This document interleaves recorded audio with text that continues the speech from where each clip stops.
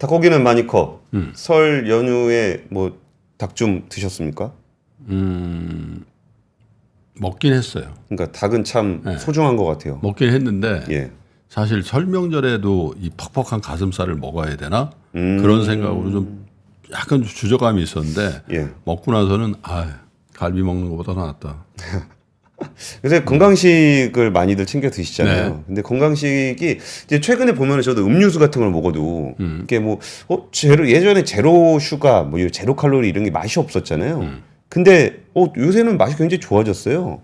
근데 닭가슴살도 옛날에는 뭐 퍽퍽하다, 맛없다 그랬는데 요새는 참 그 마니커 같은 경우도 공법들이 굉장히 좋아지다 보니까 먹을 때 전혀 부담이 없습니다. 오히려 맛있게 먹을 수 있는. 없어서 못 먹죠 사실. 그렇습니다. 올해 다이어트도 예. 운동도 마니커와 함께 해주시면 좋을 것 같고요. 이제 뉴스 3 시작하겠습니다. 네, 첫 번째 뉴스 뭡니까? 일단 뉴욕 증시 마감 상황 보시면은 살짝 올랐더군요. 뭐 하루 만에 반등했습니다. 다우존스 같은 경우에 0.4%, 네. 나스닥 같은 경우는 1.3%, S&P 500은 0.96% 상승을 했습니다. 근데 사실 이번에 뭐 금리가 CPI가 좀 높게 나온 것에 이제 화들짝 놀라긴 했는데 화들짝 놀라고 생각을 해보니까 근데 도대체 뭘 기대한 거냐? 뭐 얼마나 금리를 빨리 내리길 기대했던 거야? 야, 그게 금리를 그렇게 빨리 내리기를 기대하는 게 말이 된다고 생각했어, 너는? 네. 이런 반응들이 좀 있었어요. 그러니까 이게 오히려 정상이고 파월 의장도 맨날 그 얘기하지 않았냐라는 얘기를 하면서 금리 인하 시기를 너무 섣부르게 기대했던 게 잘못이지 CPI가 높게 나온 거 시장 못한 건 아니다. 말이 조금 바뀌긴 했지만 그러면서 시장이 반등을 했습니다. 그냥 오르는 걸 좋아하는군요. 좋죠. 네. 근데 그러면서 말은 조금 보수적인 톤들의 얘기가 좀 나오는데 그 신채권왕으로 불리는 제프리 건들락 더블라인 캐피탈 CEO가 이제 그 금리 인하가 6월에 시작될 것이라고 얘기를 하면서도 올해 인하폭은 너무나 과대평가가 됐다. 뭐 얼마를 기대했냐. 예. 올해는 50bp면 충분하다. 사실 6월에 하면 예. 3번 이상은 거의 불가능할 거예요. 그렇죠. 열릴 때마다 계속 할 수는 없잖아요. 그렇죠. 예. 그런데다가 이제 11월에 선거가 있기 때문에 예, 예. 선거 직전에 할까 그런 생각도 좀 들기도 하고. 그래서 선거 직전에 하면은 어떤 효과가 있죠? 아니 트럼프가 그러겠죠. 뭐야 이거? 아, 네. 그럴 가능성이 있고 또 사실 뭐 그 바이든이 재선이 되든 아니면 뭐 트럼프가 다시 재임에 성공하든 간에 제롬 파월 의장의 임기는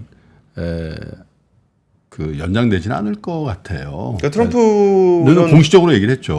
내가 재임하면 자른다고. 그렇죠. 네, 자기가 임명한 사람이긴 하더라도 그럼에도 불구하고 제롬 파월 의장은 굉장히 신중한 사람이거든요. 그러니까 그쵸.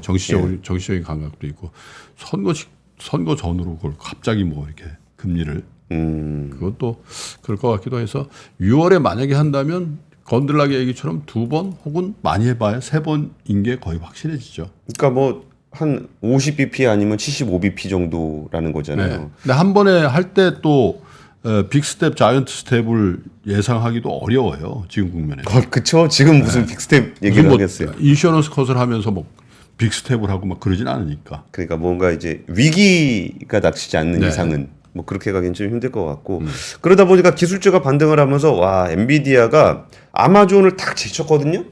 그때 앞에 알파벳이 있는 거예요. 너도 비켜. 그때 너도 비켜. 이러다가 진짜 애플도 제치고 이제 마이크로소프트도 제치는 거 아닌가 싶어요. 그러니까 마이크로소프트 애플에 이어서 시가총액 3위를 달성을 했습니다. 네. 그리고 좀 흥미로웠던 이벤트 중에 하나는 리프트라고 차량 공유업체. 뭐예요, 그거는? 그 차량 공유업체인데, 네.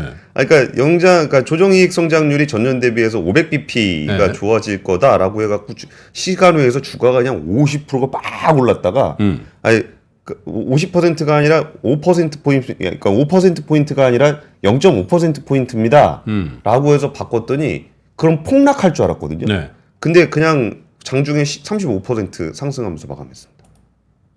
야, 뭐예요? 0.5%포인트가 어디야? 이런 심리. 아니, 그러면, 그건 엄청난 실수를 한 건데. 그쵸. 10배 실수를 한 건데. 그래도 주가가 그냥 견조했다는 얘기예요? 그러니까 쭉 빠지긴 빠졌었어요. 네. 그러니까 시간에 갔다가 쭉 빠졌었는데, 그리고서, 야, 이 정도면 훌륭하지. 그리고서 이제 31% 그러니까 오르면서 미국 막아냈습니다. 투자 심리가 굉장히 좋다는 얘기네. 그러니까 미국 주식 지수에 대한 것도 야 우리가 잘못한 거지 뭐 연준이 뭐 잘못했는데 예. 이렇게 얘기한 거잖아요. 그러니까 미국 경제에서 잘못하고 있다라고 평가받고 있는 사람은 바이든 대통령밖에 없어요. 억울하겠다. 뭘 잘못한 거예요 도대체 바이든이? 그러니까 이게 진짜 어려운 거예요. 잘못한 게 없는데 사람들이 잘못했다고 해서 그러니까. 잘못하지 않았다라고 설명하는 거. 어. 그게 되게 구차하고 근데 설명하면서 예. 기억을 못해. 그러니까 막 단어 다 틀리고 뭐 숫자 안 맞고. 아니, 우리도 저 나이 드는데 너무 그러지 맙시다. 예, 알겠습니다. 첫 번째 뉴스는요. 네. 그 인도네시아 대선이 있었습니다. 그 조코 위도도 대통령의 후계자로 불리는 플라보가 사실상 당선이 됐다라고 봐도 될 것 같아요. 네. 근데 이걸 왜 봐도 될 것 같냐고 얘기를 하냐면은 지금 개표 결과로 보게 되면 한 60% 이상 득표를 한 걸로 나와요. 네. 근데 여기가 그 인구가 한 2억 명이 넘고 투표소가 전국에 82만 개가 있는데 섬이 그냥 뭐 수천 개가 있잖아요. 그래가지고 이거 개표하는 데만 한 달이 넘게 걸린다고 합니다. 그래가지고 이게 뭐가 누가 이겼다라고 결정을 내리려면은 한 달 정도는 걸린대요. 그러니까 3월 한 20일 정도는 돼야 발표가 된다 그러는데 뭐 사실상 플라보워 수비안토 후보가 여기도 72세입니다. 현 국방부 장관이 이제 승리를 선언한 상황입니다. 네. 여기가 인구 기준으로 3위고요. 민주주의 국가 기준으로 봤을 때. 그리고 여기가 약간은 중립 노선을 가고 있습니다. 동남아 국가 중에는 좀 친중국 쪽인 국가들이 꽤 많은 상황인데 인도네시아 같은 경우는 그래도 이제 균형 외교를 하려는 움직임들을 보이고 있어요. 근데 이게 플라보워 그 국방부 장관이 지금 세 번째 대선에 도전을 하게 된 겁니다. 네. 근데 두 번은 이제 조코 위도도 대통령에게 떨어졌고 이번에 세 번째는 승리를 하게 됐는데 이번에 승리 선언을 하면서 뭐라 그랬냐면 이번 승리는 인도네시아 국민 모두의 승리여야 한다. 우리는 인도네시아 최고의 아들, 딸로 구성된 정부를 구성할 것이다. 이게 굉장히 의미심장한 얘기거든요. 뭐 근데 대통령들이 항상 하는 얘기 아니에요? 아, 이게 예. 비유가 아닙니다. 어. 비유가 아니고 진짜로 인도네시아 최고의 아들로 구성된 정부를 구성할 것 같아요.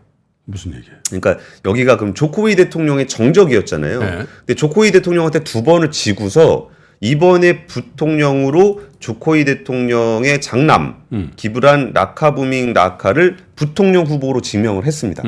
그래가지고 아, 그러니까 그냥 타협을 한 거군요. 예, 라이벌들끼리. 예 아들을 부통령으로 시키고 내가 너 밀어줄게. 네. 그래가지고 조코위 대통령의 아들을 그러니까 최고의 아들을 진짜 그런 뜻이에요, 그게. 정부를 이제 구성을 하게 되는 그런 상황이 됐습니다. 네. 그러면서 조코위 대통령이 지금 지지율이 80%가 넘어요. 근데 인기가 좋더라고요. 그리고 그러니까. 경제도 좀 살리고 예. 아주 그리고 뭐 이렇게 보면 겉으로 보면 카리스마가 별로 크게 없어 보이는 외모인데 예. 엄청난 카리스마를 발휘하죠. 그러니까 이게 균형 외교를 통한 레버리지를 잘 활용했어요. 네. 이게 국제 원자재 가격이 원자재가 굉장히 중요해지고 있는 이 글로벌 공급망 상황에서 인도네시아가 거기서 좀 자원이 좀 있는 나라잖아요.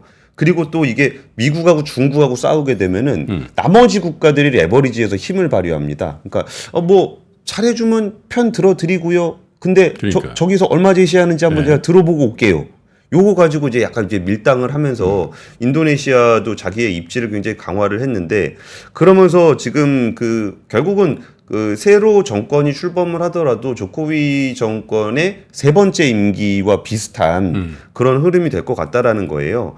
그러면 그동안 조코위 대통령이 어떤 걸 주로 했었냐면은 그 자원을 통한 산업 개발. 네. 그러니까 자원을 통한 산업 개발이 뭐냐면 자원을 만들어서 그냥 파는 게 아니라 그 자원을 활용해서 공급망을 구축하는 거. 그 최종 생산당까지를 네. 노리고 있는데 이 최종 생산당을 담당하고 있는 대표적인 업종이 전기차, 그렇죠. 자동차고 네. 이 일본의 난공불락이라고 불렸던 동남아 자동차 시장에 현대차가 진출하는 교두보가 인도네시아입니다. 인도네시아죠. 네. 그러니까 인도네시아에는 또 니켈이 있고, 그러니까 니켈을 찾아서 LG 에너지 솔루션이 또 가 있고, 그렇죠. 그리고 거기에 SK 오니가 있고, 네. 에코프로가 가 있고, 네. 거기에 현대차가 가니까 인도네시아에서는 아 그럼 거기다 우리가 항구 만들어줄게. 우리를 거점으로 해서 나머지 동남아 시장을 공략해봐라. 이런 것들을 해준 게 좀 있고요. 그리고 또 그 저기가 있죠. 항공기 사업. T50. 예. 많이 사줬죠. 우리 그러니까, 인도네시아하고 굉장히 관계가 밀접해요. 그쵸. 예, 방산도 그렇고 뭐 자동차도 그렇고 또 나머지 에너지 부분도 그렇고요. 예. 근데 항공산업이 돈을 좀 잘 안 주고 줘야 될 돈 안 주고 얼마 전에 그 KF21 기밀 자료 좀 훔쳐 갈라 그러다 걸리고 뭐 그런 거 정도가 좀 있긴 하지만 방산도 협력이 많이 되고 있고요. 우리도 진짜가 있긴 있지. 예? 그런 얘기는 하는 거 아닙니다. 어떠리. 예. 그리고 불닭볶음면 엄청 팔립니다. 예. 그래가지고 이제 할랄 인증 관련한 협력도 좀 이루어지고 있는 국가여서 인도네시아 대선의 흐름이 한국에도 꽤 많은 영향을 미칠 것 단일 같아서. 국가로 최대 무슬림이 있는 나라죠. 그렇죠. 예. 그렇습니다. 그래서 인도네시아 대선은 뭐 우리로서는 이렇게 크게 리스크 요인으로 작동할 결과는 아닌 것 같다 네. 정도 평가를 좀 해볼 수 있을 것 같고 자세한 내용은 저희 3프로TV에서도 인도네시아 관련한 대선들 좀 동남아 전문가들 모시고 네. 준비하고 있습니다. 예, 두 번째 뉴스는 네. 국내 이커머스 전쟁이 쿠팡의 승리로 대충 마무리가 되면서 각자 도생의 시대로 돌아가서 우리나라 커머스 회사들이 좀 좋아졌다라는 얘기입니다. 네. 신세계 계열의 이커머스 회사 G마켓이 지난해 순매출이 1조 1,900억 원으로 전년 대비 한 9.2%가 줄었습니다. 그런데요. 그런데 영업 손실이 654억 원에서 321억 원으로 절반 넘게 축소가 됐고 네. 지난 4분기에는 소소하지만 2억 원의 영업이익을 올렸습니다. 그러면서 2021년 11월 신세계그룹에 인수된 이후에 처음으로 분기 흑자를 기록했습니다. 비용을 줄였나 보군요. 본인들은 아니라 그러는데 네.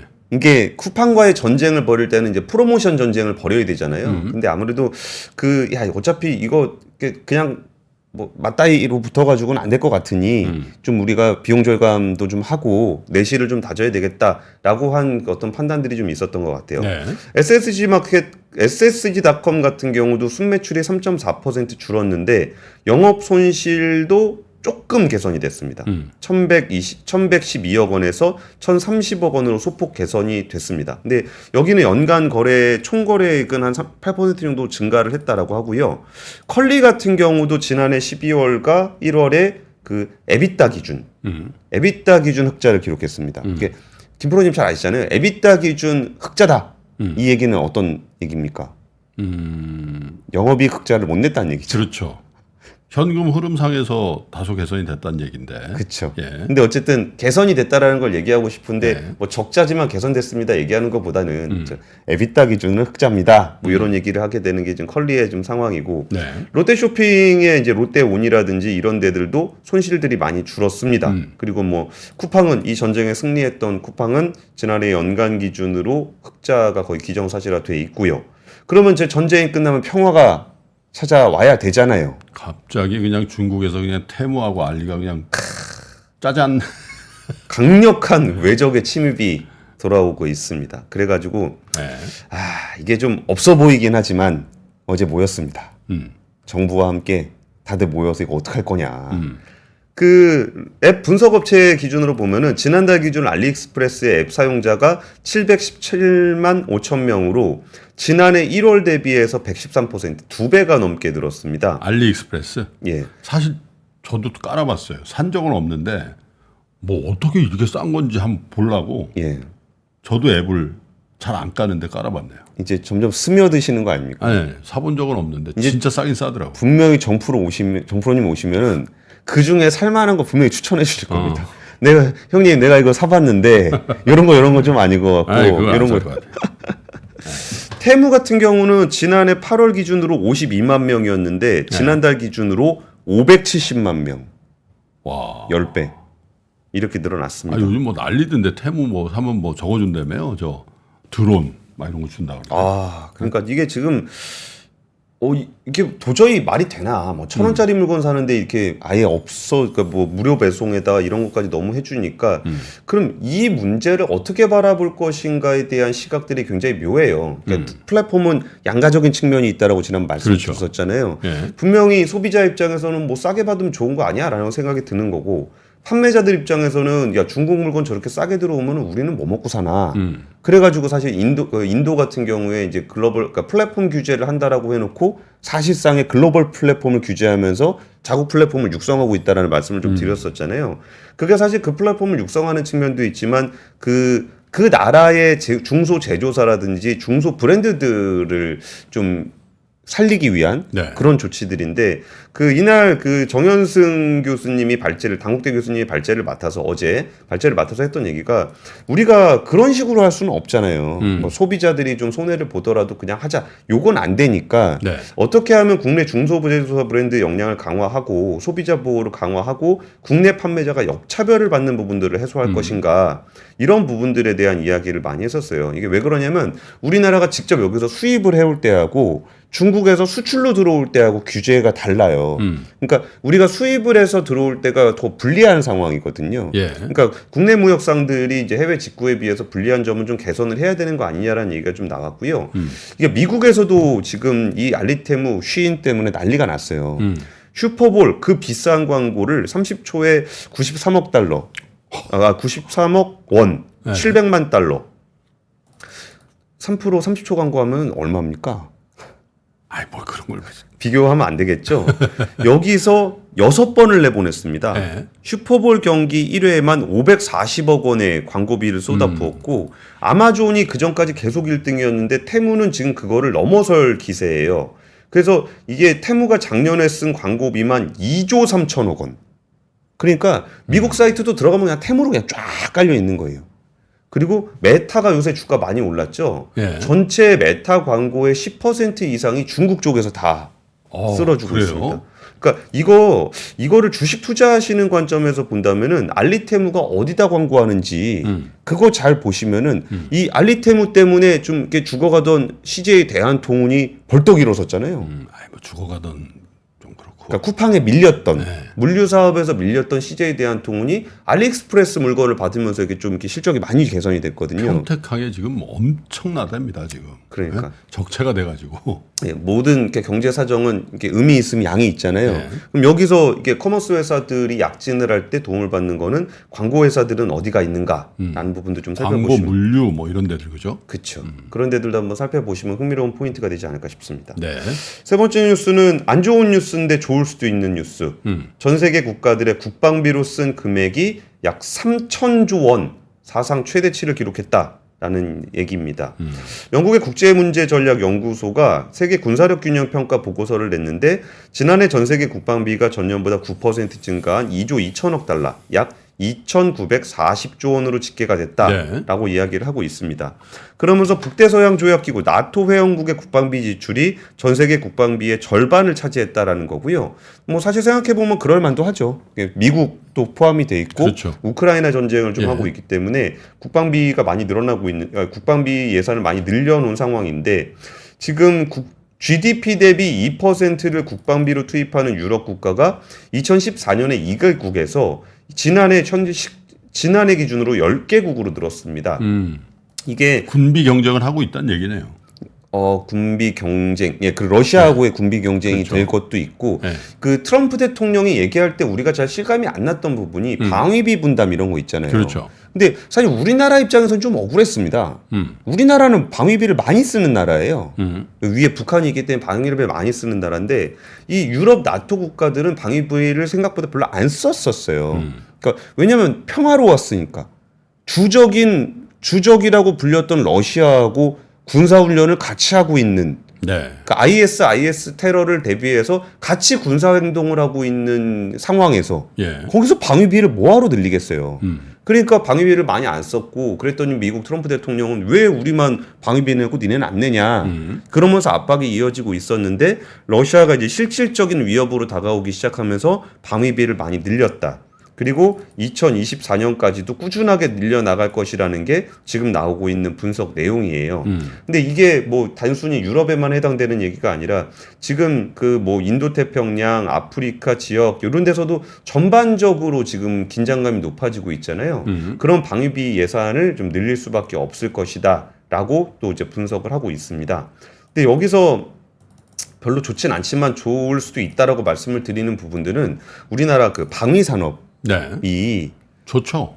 그러니까 상황적으로 굉장히 좋습니다. 예. 어떤 문제가 있냐면은 그 우리나라는 미국하고 훈련을 같이 하기 때문에 나토 표준 무기 체계를 갖추고 있습니다. 아, 미국이 나토하고 표준을 이루니까. 그렇죠. 예. 근데 무기라는 게 사실 이렇게 개별 단위로 파는 거 아니고 미사일 하나 주세요, 뭐 폭탄 하나 주세요 이런 식으로 사는 게 아니라 맞아요. 딱 그 작전을 딱 짜면 이게 미사일이 언제 날아가면 그 다음은 뭐가 되고 그럼 누가 이걸 레이더로 탐지하고 이 무기 체계를 통합하는 게 되게 중요하거든요. 그렇죠. 예. 근데 이 통합 체계가 우리나라는 갖춰져 있고 예전에 사실 뭐 좀 싼 무기 좀 살라 그러면 러시아나 중국제 쓰면 되잖아요. 근데 거기가 이제 만약에 적대국이 된다, 그럼 못 사는 거잖아요. 그럼 나머지 그럼 이쪽 진영에서 무기 체계를 함께 꾸려갈 수 있는 국가 중에 무기를 잘 만드는 나라들이 어디 있냐? 그럼 뭐 독일 이런 데 있거든요. 독일, 한국 이런 데죠. 그렇죠. 예. 근데 한국은 사실 약간 좀 B급 취급을 받았고 독일이 있는데 막상 독일에서 물건을 그러니까 방산 무기를 만들려고 보니까 독일이 너무 오랫동안 안 만들었던 거예요. 그러니까 생산 라인이 없어요. 그러니까 이제 와서 라인 깔아서 만들려고 하니까 되게 비싸고. 야, 그러면은 그동안 따박따박 잘 만들었으면서 눈여겨보지 않았던 한국이 지금 이제 관심을 받게 되는 거거든요. 그래서 이런 그 방위산업 시대가 다시 새로운 방위산업 시대가 오는 와중에 이 무기를 제대로 생산할 수 있는 국가가 이제 한국밖에 없는 상황이기 때문에 어쩌면 지금 우리나라가 중국과 멀어지는 과정에서 조금 많이 힘들어지는 산업들이 있어요. 그렇죠. 예, 뭐 석유화학이라든지 예. 이런 데는 진짜 많이 힘들어질 건데, 유통 뭐 이런 것도 그렇고요. 뭐 화장품 유통 이런 데도 많이 힘들어질 건데 그런 부분에서 그런 뭐 여기서 패러다임 시프트가 될 때 조금 우리의 어떤 기반 산업으로 성장할 부분이 어디냐라고 봤을 때 방위 산업은 상황적으로 굉장히 좋은 것 같다라는 것들이 그리고 뭐 전쟁이 이렇게 큰 전쟁이 이렇게 두 개 나가지고 계속되고 있으니까 예, 예. 아무래도 그 정권을 담당하고 있는 사람 입장에서 야 우리도 뭐 좀 해야 되는 거 아니야 이런 분위기가 잡히겠죠. 그렇죠. 그리고 그 상황에서 제일 좋은 바라는 시나리오는 전쟁은 안 나고 무기는 사고. 원래 전쟁 준비를 열심히 하면 전쟁이 안 나잖아요. 그렇죠. 그러니까 이 경제산업 측면적인 측면에서는 굉장히 좀 호황을 이루되 전쟁은 좀 안 났으면 좋겠다라는 바람까지 좀 하긴 말씀드리겠습니다. 전쟁 나면 또 무기 팔아서 번 돈도 다른 걸로 다 그냥 써버려야 되니까 아, 그쵸. 기름값 올라가고 그죠. 예, 예. 네. 전쟁은 안 나는데 전쟁 준비는 열심히 하는 그 국면. 너무 장밋빛 얘기만 하고 있나요? 아니 그게 아니라 예. 좀 저 패러독스 같은 거죠, 그죠? 그래서 그쵸. 전쟁 걱정도 없고 사실은 전쟁 준비도 전혀 안 해서 다른 산업이 융성해서 방산이 조금 희생해도 되는 그런 입장이 되면 좋은데. 그게 제일 좋죠, 사실은. 예. 알겠습니다. 오늘 준비한 뉴스 3은 여기까지 하고요. 장 시작 전부터 종료까지 쏟아지는 수많은 뉴스와 정보들. 이 중에서 어떤 것이 투자에 정말 도움이 되는 정보일까요? 3프로의 증시 셔터맨 박근영 마스터가 직접 정보를 선별하고 투자의 힌트를 드립니다. 시간도 아끼고 투자 아이디어도 얻는 시간, 박근영 부장의 마켓 힌트와 함께 하세요. 자세한 사항은 3프로 TV 앱과 홈페이지를 확인하세요.